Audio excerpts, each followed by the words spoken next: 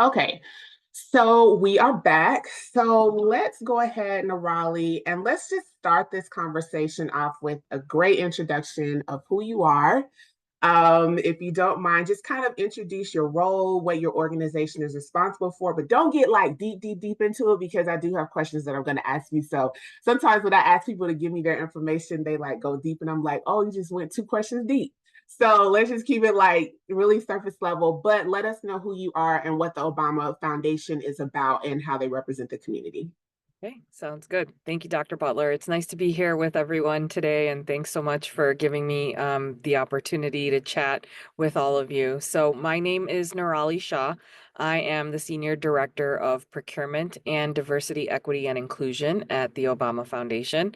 I've been here for just about 2.5 years now, a little over 2.5 years.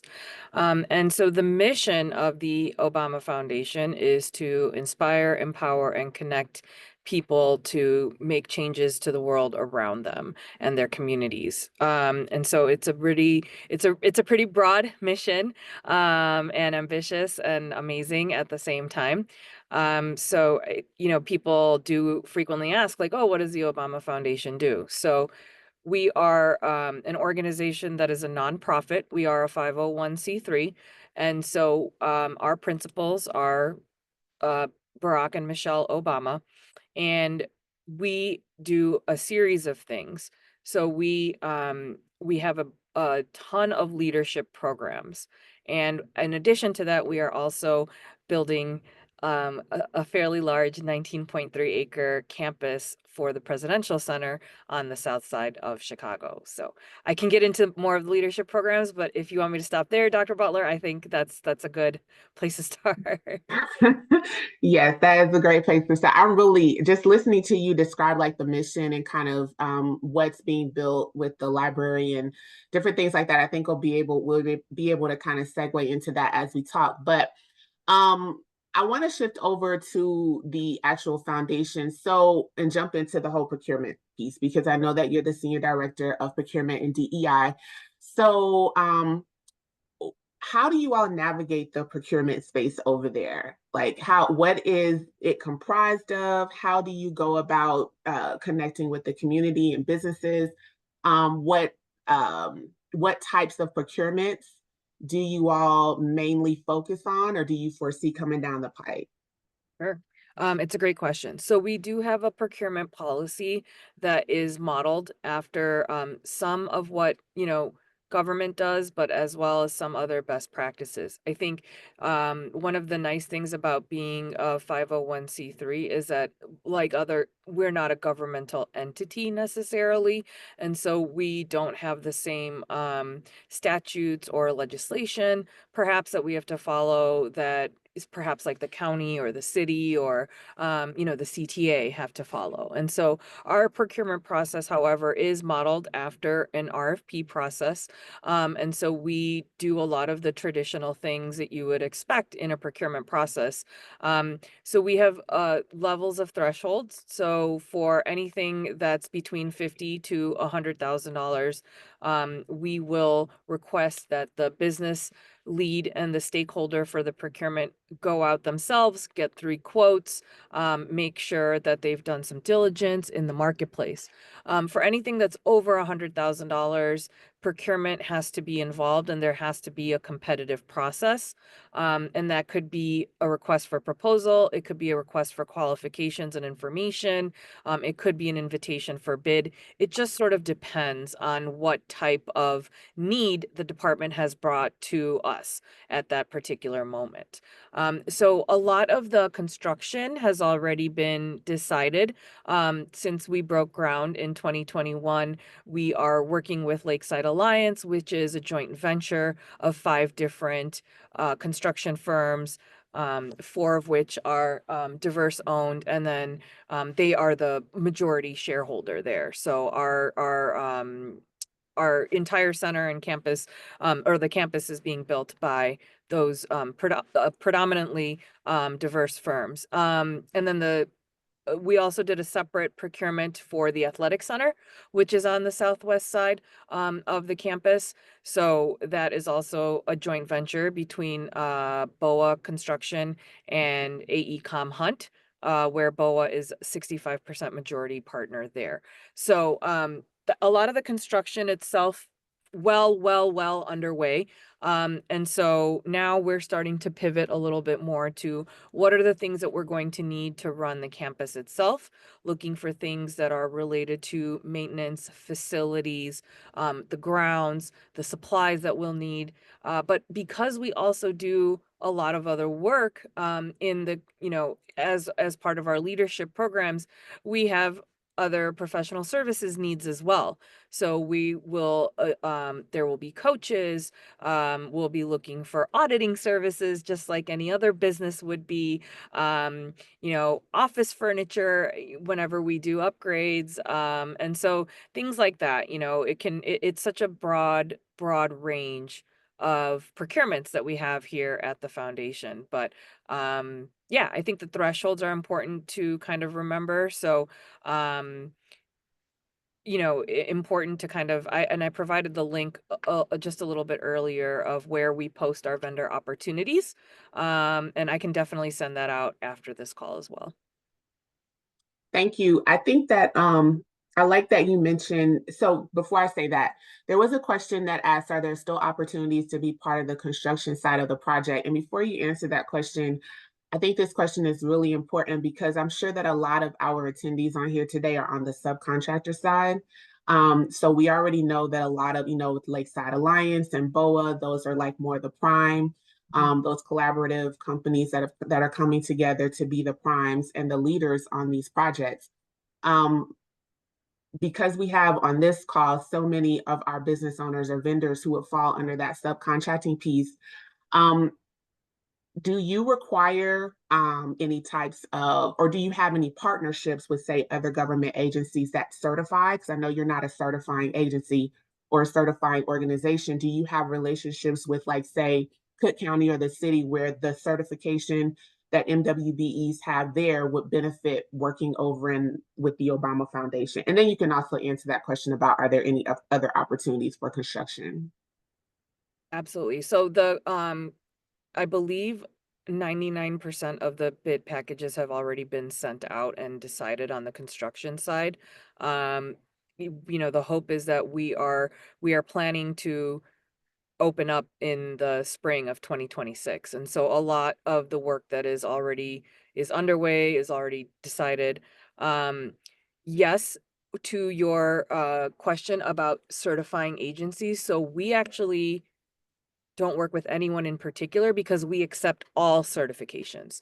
And so whether it's from the state, the county, the city, anywhere, NLGCC, WBDC, we accept every kind of certification, whether it's in this region or not, as long as it's an authorized certifying body. We try to keep it as broad and inclusive as possible. Okay. Okay. And I do remember that you said that you dropped the link in the chat so that our attendees or anyone interested in knowing about what type of procurement opportunities are available or coming down the pipe, they would be able to go to that link to find that out. So I know we talked a little bit about certain types of procurements over others, and you did speak specifically about what may be coming. Would you say that right now the focus with the Obama Foundation is the library?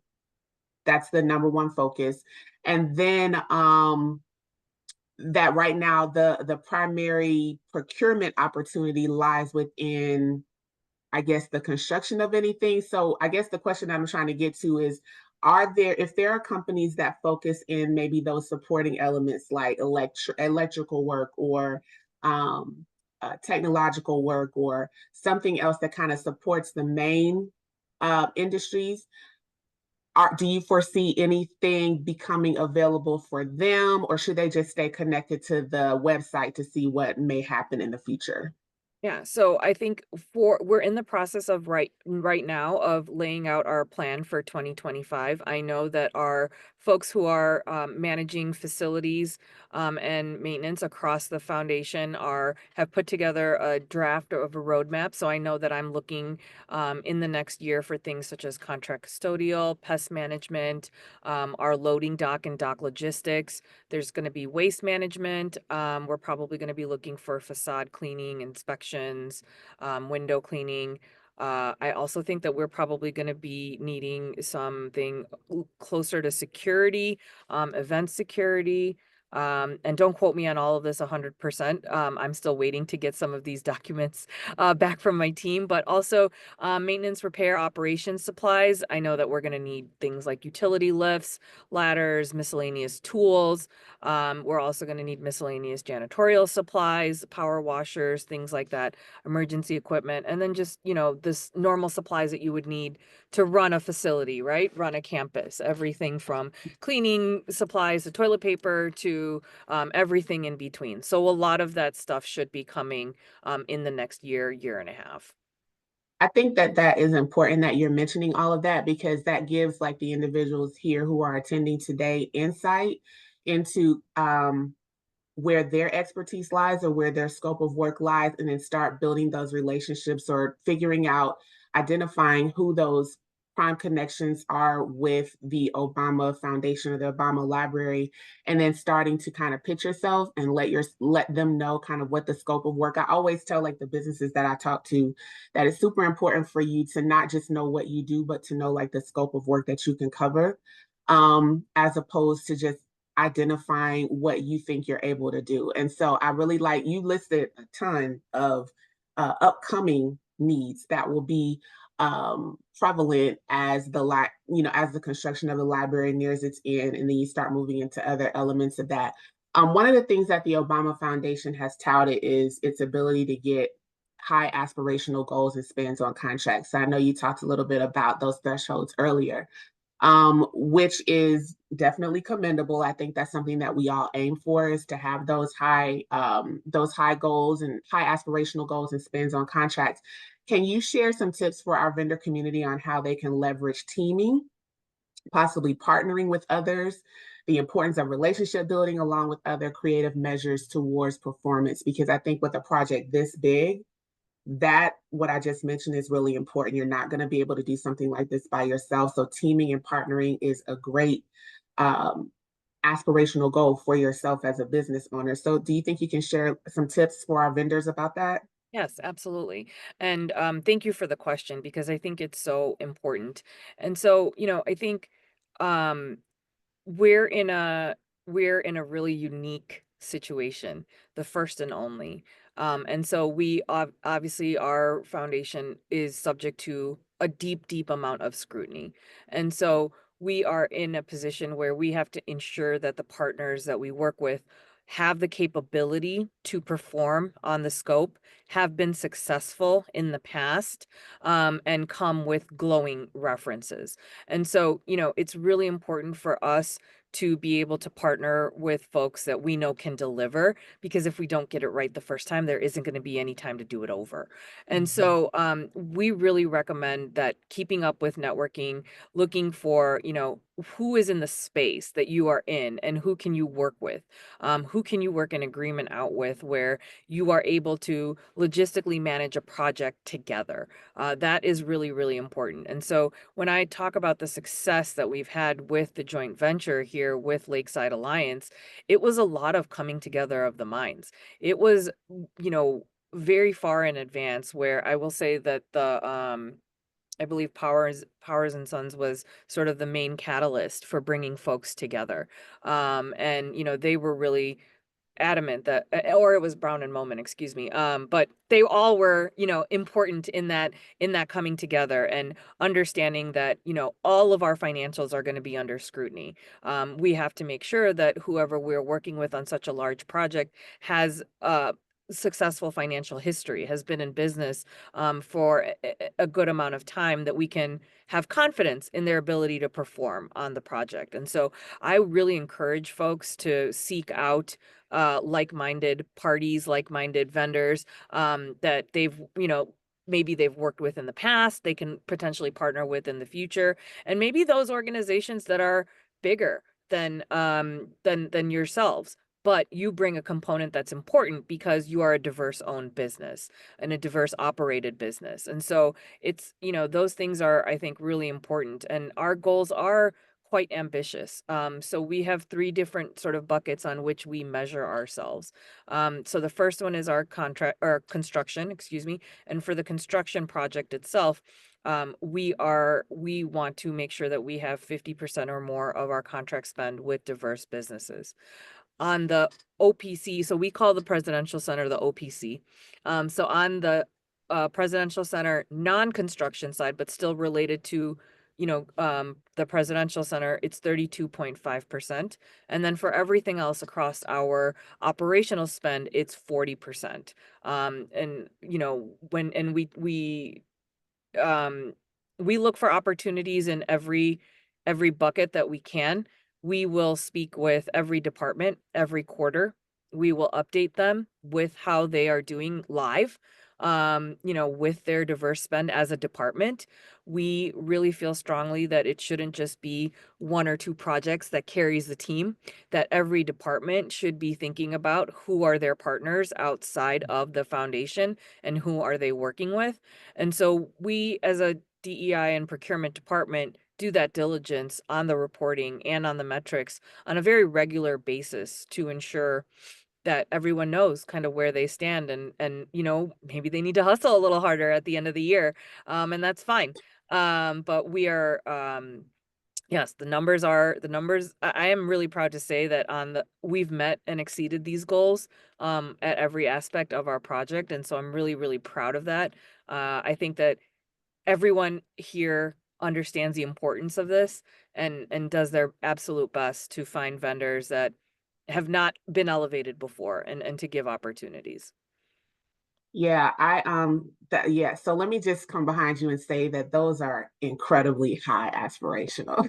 Like I don't even think I knew the actual percentage numbers. I've never seen any goals like that, and that's extremely commendable, and um to be congratulated on that, to have a 50% um diversity goal in the construction space is extremely, extremely high value. What I will say to our attendees, and we say like this is kind of a motto that we have in the strategic initiatives division of the Office of Contract Compliance, as we are working with vendors to ready them for these procurement opportunities and just get them in a position to where they can perform on a much more comprehensive basis, and that is capacity building. And I think what you mentioned kind of speaks to that on every level. And it's so important that our vendors understand this, our small business owners understand this, and that there's a multi-level or a multi-perspective view when it comes to capacity building. You have your performance capacity building, which is what you were talking about, and that you want to make sure that the vendors that you are partnering with can actually they have the capability to do it, not just the ability. And I talk about this often because I think sometimes that word ability and capability kind of gets convoluted sometimes, because we think that because we have the ability to do something that we have the capability to do something, and that's not the case, right? And it's something that we have to always communicate to our vendors and helping them get better, is that you have the ability to do something because your skill set says that you have the ability to do it, but it doesn't mean that you have the capability to do it because you haven't done enough performance in the space, you haven't focused on your financials, you haven't focused on your human capacity, right? You're trying to get in on an opportunity and it's just you and one other person. And that's not a bad thing, but it is not a sustainable thing when you're trying to work on bigger projects. And so one of the things that we try to focus on in our division as we are building out programming for developing these vendors and small businesses is having conversations about where you see there is a gap in your capacity, right? And you have to be honest with those. You have to be honest with those questions, and honest that when you're looking at your business, like where is it that I need help in? Do I need to get more performance opportunities? Which speaks to why we are trying to build these relationships with smaller municipalities, because maybe Cook County is not where you're going to get that performance opportunity because it's big, right? And so maybe you need to start doing, building your performance with, smaller municipalities.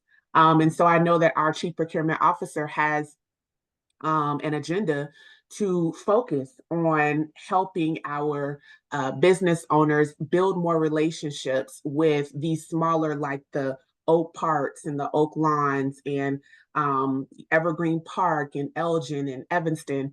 These are smaller municipalities that do procure.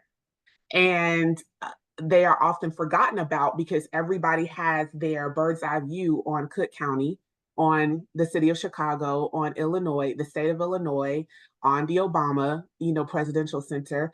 And I think that you have enough time to possibly build some performance and build these relationships with people where you can find your place in, say, future opportunity with the presidential center. And I would imagine, and you can tell me, you can correct me if I'm wrong, but I would imagine that if you all have a goal of spring 2026 to open, there are going to be opportunities even after that for procurement, right? When you're looking at the professional from a professional services standpoint, or when you're looking at from a catering standpoint, or, all these other areas, these industries that, people don't typically think about. Yes, absolutely. I mean, I think what you said is so key, and that's probably a nugget I'm going to use in the future too, is ability and capability. We have talked at length about our power of convening, and what we can do to really bring folks together. And we actually have a vice president of economic development here, and he really works closely together with the community to help advise on what is it that you can do to build your capability, not just your ability. And we kind of Mm-hmm. talk about sort of the four like kind of key pillars, right? Like you need a lawyer, you need an accountant, you need an insurance broker, and you need a banker.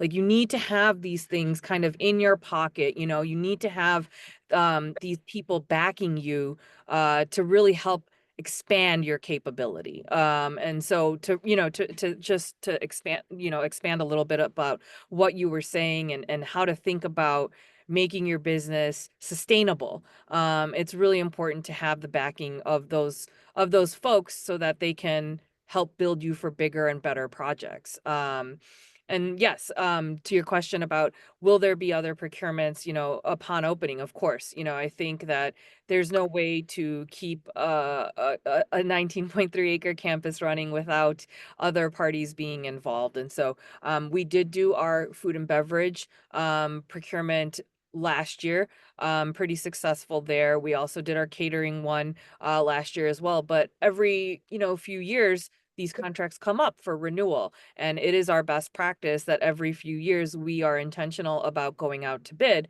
to make sure that we are sweeping the market. We are not in the business of continuing to just always do business with our friends. Part of our mission is to connect people. And so if we have the ability to bring in someone new, that's important to us as well. And so, but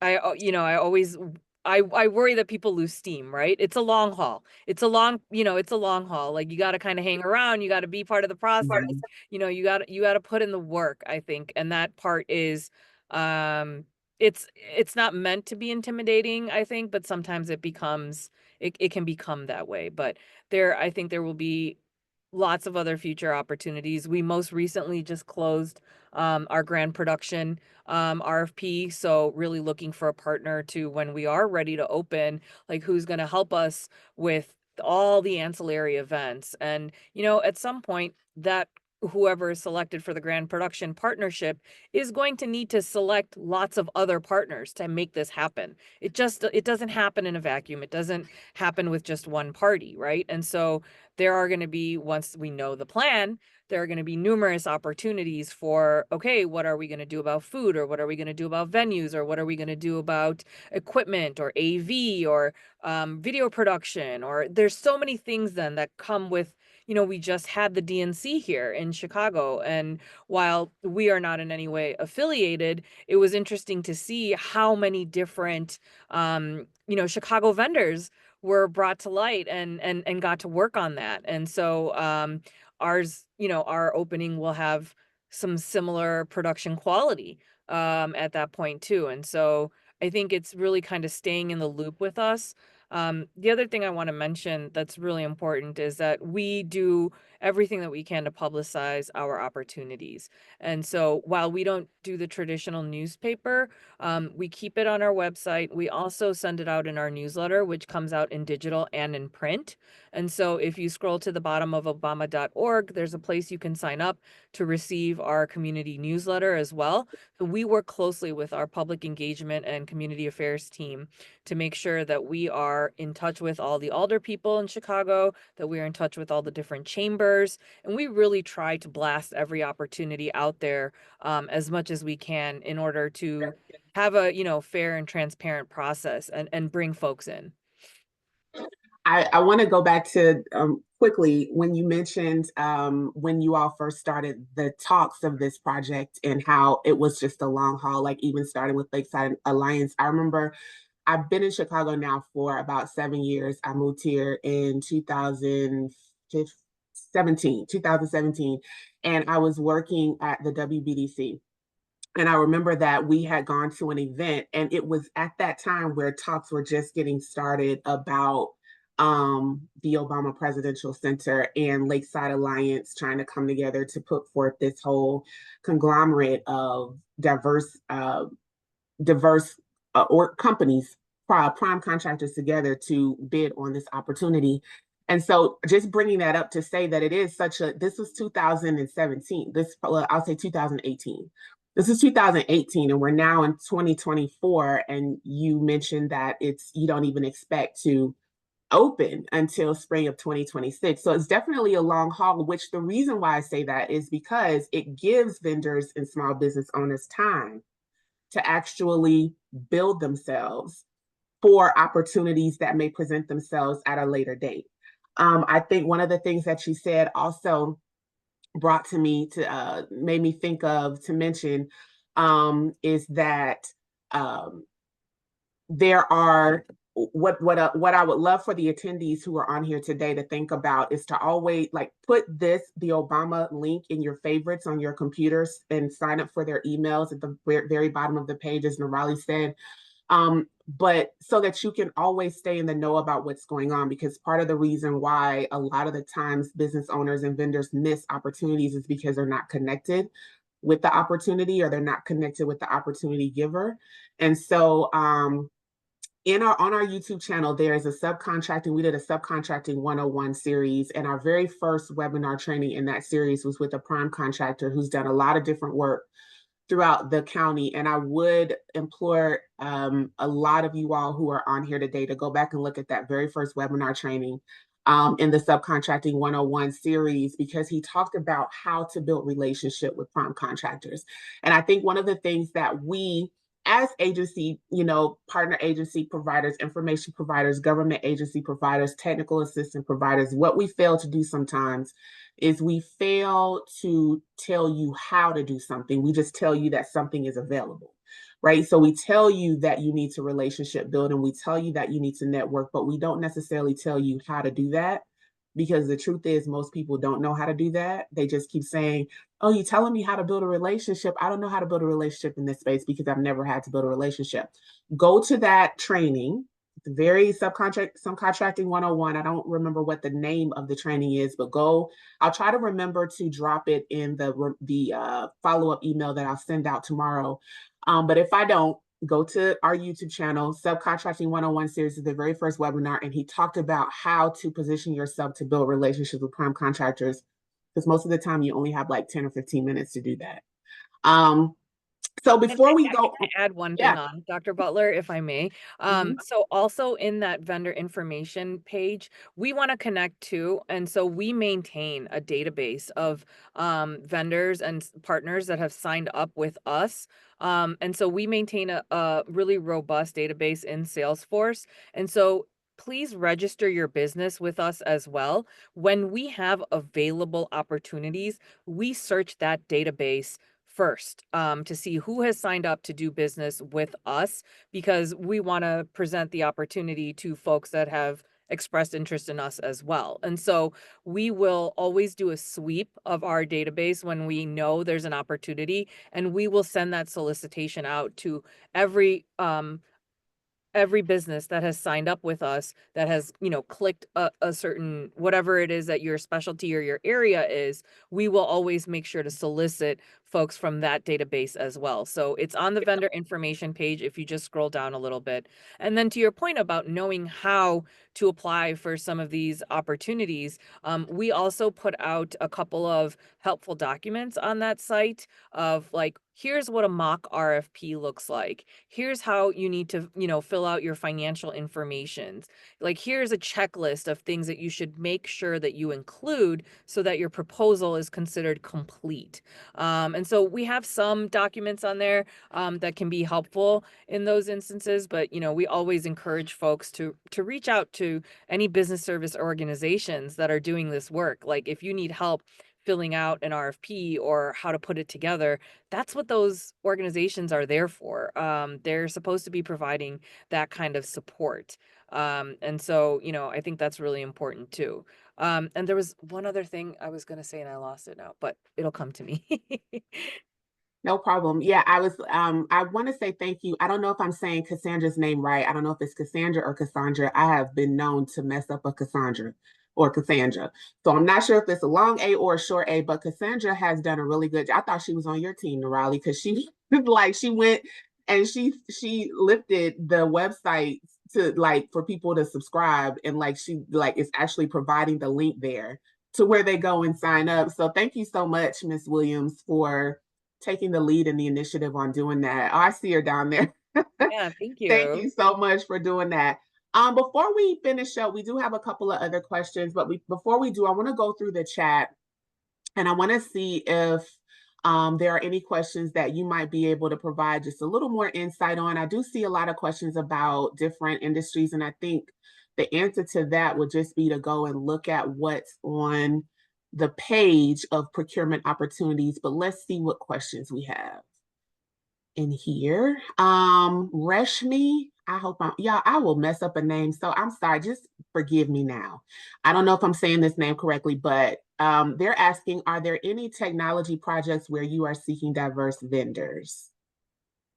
So I think last year we did our network integrator project where we had a 40% goal on that contract as well. And that has since been decided. It was an open procurement. I think we had almost like 8 different firms applying to that. So as of right now, I don't think that there's any other technology ones that are coming to mind. I think that, there have been a couple other things. There was ticketing was out earlier this year. I also think that the one that's currently on the website for parking equipment has a technological component to it. And so, we always encourage folks that, like, if there's a part of this that you could bid on, you could submit if you can't meet the whole scope. But if there's parts of the scope that work for you and you could provide the hardware or the software for the parking RFP, then submit that. Oh, and this is what I was going to say. In the past, with certain procurements, the other way that we've tried to encourage folks to partner up and team up is that when we solicit for the RFP, we'll also send a contact form. And, we're not under an obligation necessarily to do all of our procurements anonymously. So if folks choose to get connected with other folks that are interested in our procurement, we encourage them to fill out that form as well. And we'd love to have them meet each other.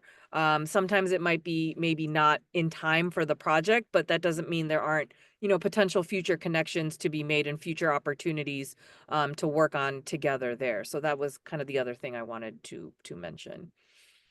But Thank yes, I you. would say the best thing for technology procurements is to stay, connected to the website, make sure you're getting a copy of the newsletter, and please sign up in our database as well. Nita said, our firm came in second to construction materials testing RFP put out by the Lakeside Alliance. And since then, we haven't been able to become a part of a project. So she would love to be put in contact with anyone who could help them to become part of future opportunities. Is there, I mean, I know that's kind of almost specific, but is there anything that you can add for that, Nirali? So honestly, the best thing to do there is to stay in contact with Lakeside and to stay in contact with Elevate Builders, which is Elevate is the name of the joint venture for BOA and AECOM Hunt for the athletic center. They are the one because they're the prime, they are the ones managing those projects. And so those, for any of those subcontracts, those opportunities are coming directly through Lakeside or through Elevate. Okay, thank you. So Colette asked about culture building. She wanted to know if you could share a little bit more about how you define the coaching opportunities that you mentioned that may be coming down the pike in the future. Sure. So let me go back to a little bit of the other work that the foundation does. I know we're really focused on the construction project itself and the campus. But there's a lot of programs that President Obama started while he was in office that continue to this day. My Brother's Keeper Alliance started in 2014 after the death of Trayvon Martin. And so, that's something now we just celebrated our 10-year anniversary of MBK. That is a program that works within communities to ensure that young men and boys of color are successful and grow up and out of violence, right? And so that program itself has 6 very distinct milestones on which they measure success. And there's chapters of MBK all across the country. Another program of ours is Girls Opportunity Alliance, which is focused on making sure that young girls have the opportunity to become educated, especially in markets where women are perhaps not valued as much, countries where women's role is not necessarily in becoming educated and becoming part of the economic, cycle in that particular country, right? And so there's those programs. Then there's the leaders program. So we have four different leaders programs. There's Leaders USA, Leaders Africa, Leaders Europe, Leaders Asia Pacific, and yeah, so 4 of them. And so those are programs that are anywhere from 6 to 10 months long where folks will apply to. It's a leadership program. We are looking for folks who are change makers in their communities and helping to elevate them and, provide them with leadership training so that they can continue to be change makers in the future. We also have 2 scholars programs, which we're partnering with University of Chicago and Columbia University. We have a Voyagers program, which is focused on younger students who are in their sophomore and junior year of college. That program happens annually as well. So that's 100 different students. We get like 4,000 applications to be able to award to 100 different students. And so we have all these different programs, and the idea is that the Obamas are focused on lifting up young leaders to be able to become change makers. And so that doesn't just happen in a vacuum, right? When I'm saying coaching services, like part of the curriculum for those programs is, okay, do they get executive coaching, right? Do they have conversations with other leaders? What other types of, do they have what other skills building are they doing in order to continue their leadership journey? And so that's what I'm referring to when I say like perhaps coaching services. But on top of that, once the presidential center and the campus is up and running, there will be other services, not services, excuse me, but other programming that takes place on the campus. And a lot of that is still TBD. And so just so you have a sense of what the campus is like, there's a museum tower, there's a forum building, there's a fruit and vegetable garden, there's an actual library, which is will be a branch of the Chicago Public Library, and there's an athletic center. There's a huge park, there's a sledding hill, otherwise known as a great lawn. So there's a lot going on campus. There's a teaching kitchen, and the fruit and vegetable garden is connected with the teaching kitchen. So there's a lot of different spaces, right? So there's going to be like a recording studio in the forum building, and there's going to be lots of there's multi-purpose rooms. So there's lots of opportunities as we're, become operational for other types of programming to take place. And so again, I cannot emphasize enough, stay in touch with us as that's being built out more and more. There will be other opportunities for those types of things as well. Wow. Yeah. That wow. Yeah, I know a lot of people think like it's just a Don't library even or it's just a know. museum, but Yeah. it's really meant to be an interactive, open to all campus. Like that's really what we're trying to, we want to make it a beacon for people in the community. Like, come, use the space, be part of this movement. Like, do something here in this space to further democracy. Like that's really what it's there for. It's meant to be for everyone else. It's the Obamas will always say like this is not for us. This is for all of you. And they really believe that. Yeah, that was immensely informational. Thank you so much, Nirali, for sharing that. Had no idea that was, I knew about a lot of his different programmings, but I didn't realize that those programmings would be extended through the center. So thank you. So you guys, as you can see, there are so many opportunities, as long as you stay connected with what's going on and how you can fit yourself in there. You'll be made aware of that. Another question, aside from the project in Illinois, will the foundation be considering other construction projects in different states that we could possibly be a part of in the future or become pre-qualified for beforehand with the foundation? I don't think as of right now there are any plans to build anything else beyond Chicago. I think Chicago is really what President and Mrs. Obama consider home. And so I think a lot of their energy is focused here. And then once the center is built, a lot of their energy is going to be focused on continuing to work with young leaders. Perfect. Thank you so much. I'm looking also.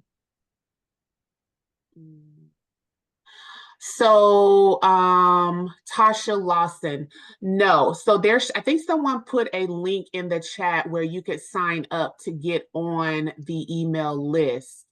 Cassandra put it in the chat. So if you just scroll through the chat, you'll see a link that says obama.org/sign up. If you click on that link, that'll take you to where you can sign up for that, to be on that email list to get that information. Um, is the parking management services RFP available on the website? So that's one thing that is not available on the website. And so none of our, and I'm also putting the form in, this will take you directly to the Salesforce form, the link that I just put in to be able to sign up to get into our database. Hopefully that's helpful. So we actually do require that folks sign the NDA before they're able to receive our documents. And so that's what you'll see. The link is on the website to execute an NDA. And once you've executed the NDA, then we will email you over a copy of the RFP. It's just for, protecting both parties in case there's any proprietary information in those documents about the campus that hasn't been released to the public. Awesome. Okay. And then so Esther, to your question, basically what she was saying was that a banker, insurance broker, lawyer, and accountant are what she's suggesting for a business owner to have in their toolkit as a support system is what she was saying. She wasn't saying that these individuals were selected for anything that had to do with the presidential center. We were just talking about how a business can become capable, is that they need to have those four, a representation of those four in their toolkit. Thank you so much. Colette said thank you so much. Um, okay, so oh, so Daily, I hope I'm not messing up your name. I would like to say thank you for all the work Motor Graphics received since the Obama Foundation broke ground. This is a success story. We have done the printing and still managing the banner around the construction site, plus doing a lot of banner and other signage. My question is, we we did an RFP for the printing and we have not heard anything on it. When will that be granted? So first of all, congratulations, Delia, for being Yes, on the they're call. highly, highly recommend Motor Graphics. Their work is beautiful. If you haven't seen the wraparound around the fence outside of the center, it's stunning, and they do such a good job displaying all those different stories there. So really love it. And to answer your question, I think that one is still in the works. We've definitely had some changes in our comms department, and so just bear with us. We will be in touch, I'm sure, at some point. But I know that one is on my radar as well. So thank you for flagging. Awesome. And then one last thing before we close out. Um, I just lost it. I am a police and forensic psychologist that provides threat assessment services organization to mitigate workplace violence. Do you think there will be a need for that now or in the future? That's a good question. I can take that back with my we have a chief of security here, so I can ask him about that. I know that we've worked, I think everyone kind of works with their insurance companies too on some of those kinds of matters, but I'm not privy yet to any of that, but I can definitely take that back to understand a little bit better if there's going to be a need like that. But again, if there is, it'll be made public. So please stay stay in touch with us. Awesome. So I just have two last questions. And then once we wrap these last two questions up, I'll open up the floor for like, it should only take like 5 minutes. And then we'll have 5 minutes for open questions. Like if anybody wants to come off mute or raise your hand, then I can get you to come off mute so that you can ask a question directly in the last 5 minutes. But Nirali, so have there been any exciting happenings within the foundation? And you may have already shared this because we've had a very rich conversation in this last 50 minutes. But have there been any exciting happenings within the foundation that are worth sharing? Yes. Oh my gosh, one of the best things. So just a few weeks ago, we recently installed one of the biggest art pieces on the campus. You can actually see it as you're driving by. It's a 90-foot glass painting by Julie Moretu, who is an Ethiopian American artist. It's her first time working with glass. It's just absolutely stunning. You can see it on our Instagram page whenever you have a chance. You can see it if you drive by, and it's just so beautiful. And it's called The Uprising of the Sun, kind of in line with the Obama Foundation logo. And I think one of the really amazing, beautiful things about the artwork that's going to be on campus and displayed around is that so much of it is going to be free for the public to enjoy. Like you don't have to pay to go inside a museum to see it, but there's going to be a lot of artwork that's in and around the campus that's meant to be interacted with. And so I'm just really excited about that. And the piece is just so beautiful and stunning. And it's actually where our escalators go up. And so there's this beautiful view from the outside, but then there's also this beautiful view from the inside. And then it lights up at night too. So just really stunning and just something so exciting. Like I thought it was a big milestone. Julie was here for the installation, and it was just wonderful for her to be here and be part of that. And so yeah, super super exciting. But tons of exciting stuff going on here all the time. So yeah. So now I haven't been over by that side in a while. So now I'm intrigued about going over there, especially at night, so I can see it light up. To go by and look at that sculpture. So I invite everybody else to do the same thing.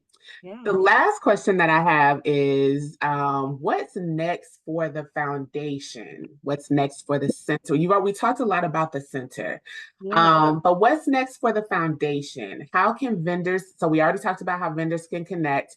We also talked about how vendors can engage and or bid. And you might have mentioned this, I'm not sure, but are there any existing protocols that our vendors should follow if they want to do business with the Obama Foundation, or do we just focus on what you've already said?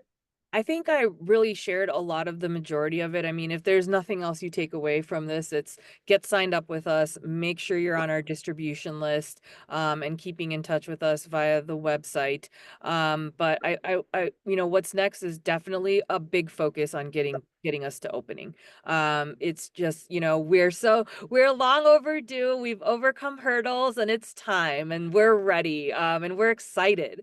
So I think that's going to be our main focus, at least for the next, 18 to 24 months. So Wonderful. Thank you so much. So, y'all, this has been phenomenal. I learned so much about this. I'm very grateful to. So, my director was the one that put me in touch with Nirali, Nicole Mandeville. As you all know, this chat is normally done with Rafi, who is our Chief Procurement Officer at Cook County Government, and Nicole Mandeville, who is our Director of the Office of Contract Compliance. But they are in the middle of finance committee meetings and budget meetings at the county because it's about that time. It is. And so they weren't able to come, but we did. I wanted to continue moving forward with this chat with Nirali. And so I'm really glad that we did.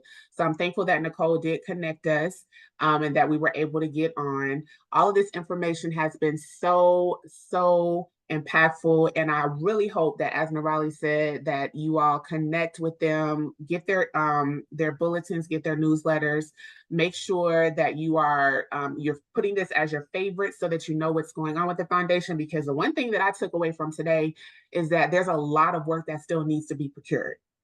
And everybody always looks at construction, but construction is just getting the building up. There's a whole bunch of stuff that has to make this engine run. And so I need for you all to focus on what you do, the scope of what you do, and really develop that. Really build your capacity so that you are a great option for the work that needs to be done. I'm now we have about 5 minutes.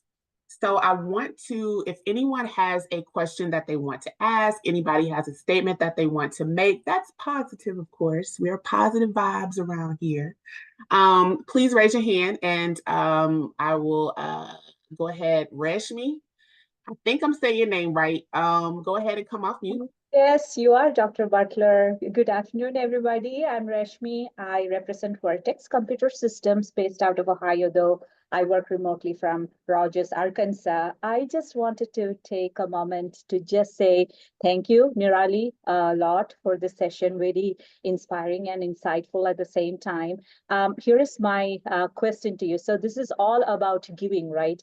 I know Obama Foundation is all about giving and more giving. And as a personal experience, as a person who have experienced it personally, because of the H4 EAD rule that allowed me to work in this great country, right till then I couldn't. 15 years I was staying home without doing anything until Sir Obama, like how I call him, got that H4 EAD rule. So this is my question to you. How can I give back by volunteering? Many volunteering opportunities where we could participate you in any way.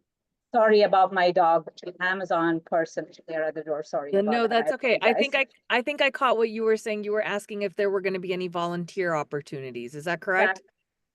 So it's something that we've talked about and we're working on. We're thinking about how to approach some of that, but a lot of those kind of logistics about the operational stuff on the campus is still being worked out. So we don't have anything yet, but Got it. hopefully something in the future. And thank you for just asking the question and wanting to support. That's just tremendous and amazing. Thank you for that. Of course. Thank you. Thank you, Reshmi. Are there any other questions? Anyone else have a question for Nirali or have something that you want to share? Yeah, I think we had a ton. I think we had a really good number of questions. So the last thing that I want to say, everyone, is I know we got a couple of these questions towards the end. Yes, this is being recorded, and it will be uploaded to our YouTube channel today. And when I send out the follow-up email tomorrow morning, I'll either send out the follow-up email this afternoon or tomorrow morning, depending on the schedule of the day. But when you receive it, I will include the links to well, you'll get a copy of this chat, so you'll actually be able to see the link. But I'll pull the link. I will lift the link from here, and I will put it inside the email so that you'll have that to directly sign up for anything from the Obama Foundation. And then I will also give a link to how you can listen to the recording of this chat today. So you'll get that from me either this afternoon or tomorrow morning at the latest. Nirali, thank you so much for your time. I really appreciate it. This was absolutely phenomenal. Thank you. Thank you so much for the opportunity, and thank you all who attended and for all the love in the chat. I couldn't be prouder to work here, and so just appreciate having the chance to talk with you all about my work. Thank you. Yes.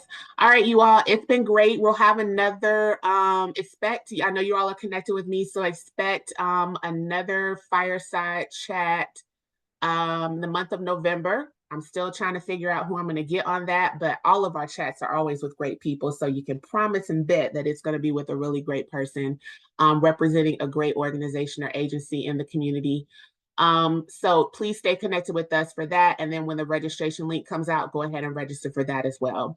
You all have a great rest of your Wednesday, and we will see you next time. Bye.